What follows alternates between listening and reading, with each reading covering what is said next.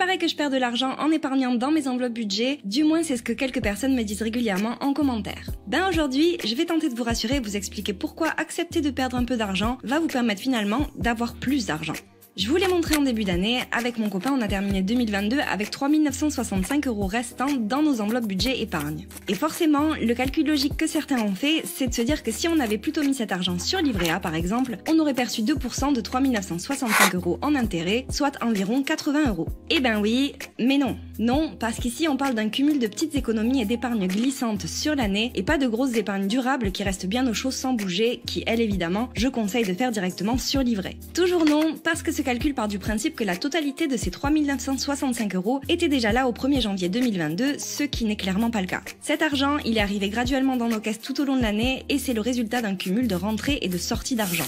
Et enfin, encore non, parce que début 2022, le livret A était rémunéré à 0,5%, puis il est passé à 1% en février et enfin à 2% au mois d'août seulement. Alors j'ai pas fait le calcul exact parce que c'est quasi impossible de reproduire tous les mouvements qui ont été faits avec cet argent dans l'année avec le bon taux, mais en gros, si j'ai perdu 30 € d'intérêt, c'est vraiment le grand max. Et encore, je pense que je suis large. J'ai bien conscience que 30 € pour certains c'est beaucoup, c'est quelques courses, un petit plaisir, un cadeau de Noël, que sais-je, mais pour moi c'est un investissement à long terme avec les enveloppes budget. Parce que je vous l'ai souvent dit, la force des enveloppes budget, c'est tout le conditionnement qui se crée autour des routines et de la visualisation de l'argent, et c'est précisément le moyen qui va vous aider à les mettre de côté ces 4 000 €. Pour prendre mon exemple, avant les enveloppes budget, j'avais le même argent que maintenant qui transitait sur mes comptes toute l'année, mais j'avais pas 4 000 € de surplus en fin d'année, j'avais rien du tout, zéro, que chi, nada. Et c'est pas parce que j'étais spécialement une mauvaise gestionnaire, mais parce que le fameux conditionnement dont je vous parle, ben il est beaucoup plus compliqué à mettre en place quand on se contente de checker rapidement le solde de son compte de temps en temps et qu'on prend pas le temps de poser son budget réel.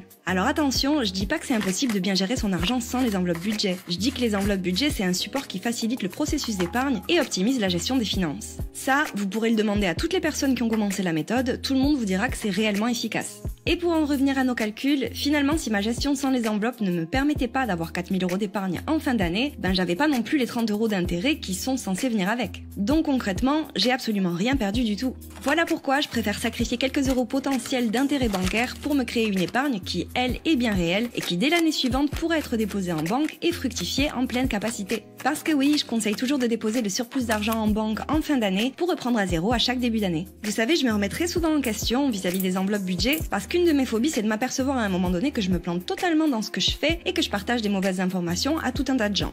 Mais je peux vous assurer que sur ce point, la conclusion est toujours la même. Si vous faites vos petites économies en enveloppe toute l'année, vous avez rien à perdre et tout à y gagner parce que s'il n'y a pas d'épargne à la base, ben il n'y a pas non plus d'intérêt. Je vous fais des bisous!